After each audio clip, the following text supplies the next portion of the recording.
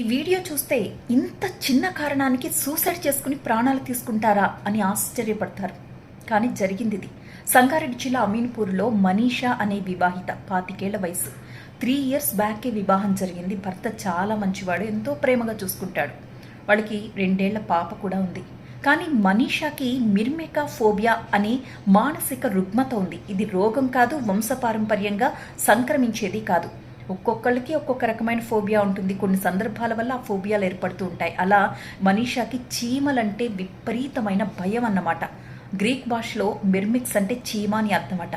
చీమల్ని చూస్తే తను విపరీతమైన భయానికి లోనైపోతుంది, వణికిపోతుంది, ఏడుస్తుంది గట్టిగట్టిగా. తనను చంపడానికి వచ్చేస్తున్నాయని గట్టిగట్టిగా అరుస్తుందట.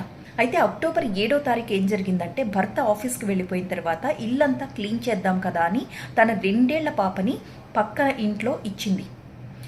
అలాగే భర్తకు కూడా మెసేజ్ పెట్టింది, ఈవినింగ్ వచ్చేటప్పుడు ఏదైనా స్నాక్స్ తీసుకుని రండి, నేను ఇల్లు క్లీన్ చేసుకుంటున్నాను అని చెప్పి. అంటే తనకి ఆ నిమిషానికి ఆత్మహత్య చేసుకోవాలని ఆలోచన లేదు.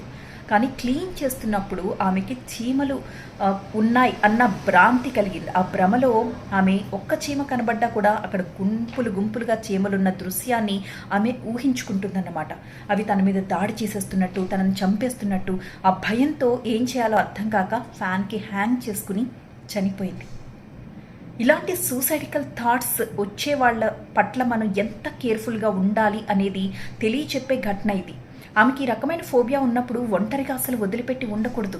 ఎందుకంటే తనకి ఏ క్షణంలో చీమలు కనిపిస్తాయో, ఏ క్షణంలో బ్రెయిన్లోకి ఆ చీమలు వస్తాయో, తను ఏం చేస్తాయో, ఆ టైంలో తను ఎలా రియాక్ట్ అవుతుందో ఇవన్నీ ఎవరు ఊహించలేని ఘటనలు. కాబట్టి ఖచ్చితంగా ఇలాంటి ఫోబియా ఆర్ ఇలాంటి డిప్రెషన్స్లో ఉన్న వాళ్ళని ఒంటరిగా ఎట్టి పరిస్థితుల్లోనూ వదలకూడదు. వాళ్ళు ఏం చేస్తారో వాళ్ళకే తెలియదు. ఆ క్షణంలో వాళ్ళు ఎంత పీక్స్కైనా వెళ్ళిపోవచ్చు. సో ఇలాంటి ప్రాబ్లమ్స్తో బాధపడే వారి పక్కన ఎవరో ఒకరు ఖచ్చితంగా ఉండి తీరాల్సిందే.